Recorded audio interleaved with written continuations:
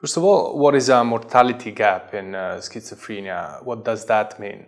It means that people with schizophrenia have a reduced life expectancy compared with people without schizophrenia. And this is as large as 15 years of difference in life expectancy. So in other words, males with schizophrenia, on average, they die at age 60, and women with schizophrenia, they die on average at age 68. So there is a big gap, and there are many reasons that might drive this life expectancy or mortality gap in people with schizophrenia. First of all, schizophrenia is associated with some lifestyle differences between people with versus without schizophrenia, and that means that they have more sedentary behavior, they more frequently use substances, many times to try to self-medicate ineffectively the symptoms of schizophrenia, as well as they have unhealthy diet and also poor sleep patterns. All these factors altogether can increase the risk of mortality. There are also system-level factors that should be accounted for. For instance, there's a lot of evidence that people with schizophrenia do not receive the same quality of care for physical health conditions compared with those without schizophrenia.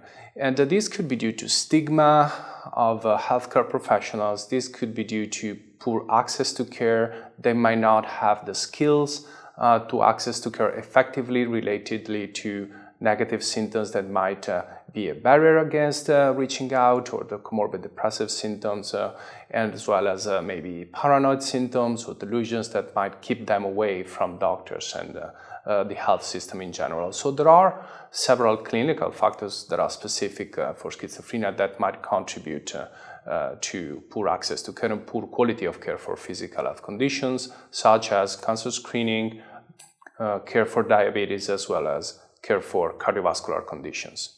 Also, some factors that are more clinician-related are related with medications, and so medications can have side effects, but there's been a lot of evidence that the net effect of medications that are commonly used to treat schizophrenia, such as antipsychotics, is actually beneficial on the life expectancy of people with schizophrenia.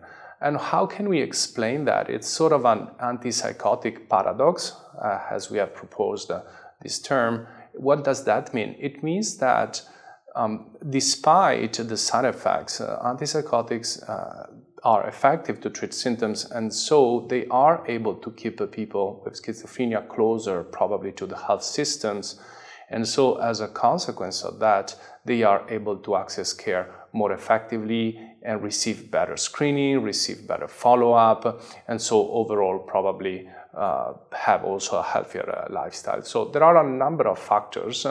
Again, it's a complex picture. There's not one factor that can cause the overall mortality gap, but there are things that we can do as healthcare professionals, of course, to try to reduce this mortality gap. And again, probably the best thing we can do is to work as a multidisciplinary team, partnering up with the family doctors in our community, as well as prescribing first-line medication for physical health comorbidities that affect our patients with schizophrenia.